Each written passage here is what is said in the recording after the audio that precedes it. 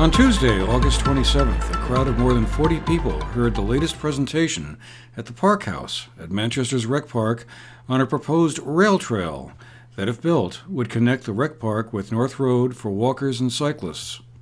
Parts of the trail, from the Rec Park to Hunter Park at Riley Rink, already exist, but to complete it requires construction of a few stream crossings and a link-up with the former railroad bed that runs from Mount Aeolus Lane to North Road. That stretch, which has been worked on and improved to a degree, is owned by a group of residents who purchased it several years ago, but the proposal to convert the long-abandoned railroad line into an easily walkable or cyclable hiking and biking trail has drawn some concerns from abutting property owners and residents who are leery that such an enhanced trail would bring more people into their backyards and impact their privacy. Those concerns surfaced again at Tuesday's meeting, the second of three that VHB, a consulting and civil engineering design firm tasked with coming up with a final proposal for the trail, is holding to get public input. But the main focus of the meeting was on what sort of trail surface would be best, a basic grass or gravel bed, or one with a more durable finish, such as asphalt. The presentation and description of the project was mostly led by Erica Quallen, a project engineer with VHB. She described the three alternatives in play at the moment, which include doing nothing and leaving things as is, or one with an improved pathway, or a third that would feature an enhanced and paved path. The cost estimates of the two alternatives that involve improving the existing path, which include building at least 3 bridges to cross streams and waterways along the route, are estimated at $1 million for the basic path and about $1.3 million for the paved version. But most of the project will be financed by federal dollars, with some matching local money involved as well. Assuming a final alternative plan is settled on, final approval plus authorization to spend the money would involve a public vote, probably during next March town meeting, said John O'Keefe, Manchester's town manager. And without the federal money, it was hard to see it going forward, he said.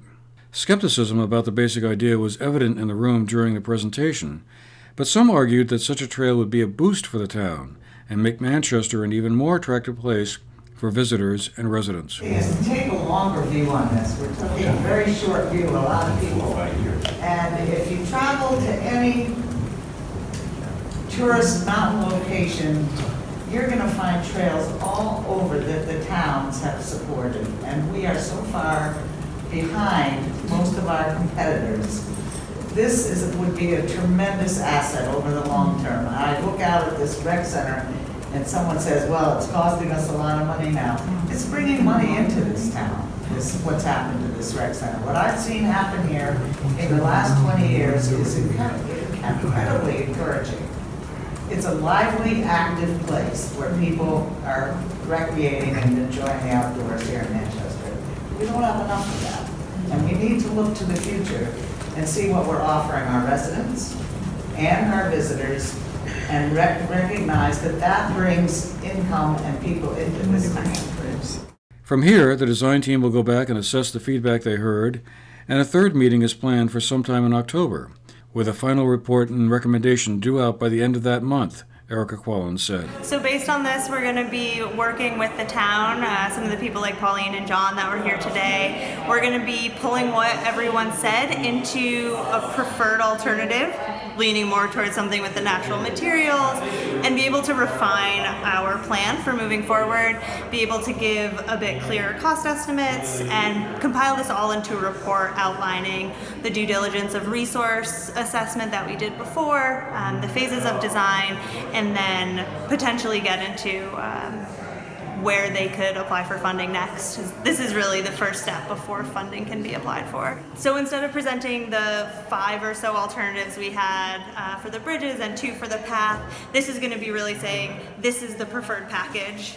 This is what we want to be in our preferred based on what we heard from the public, what town officials have been telling us, and all the feedback we've received up until this point will be compiled into that report, and then that will be available for public comment before it gets finalized and potentially endorsed at the select board level. For the GNAT-TV News Project, I'm Andrew McKeever.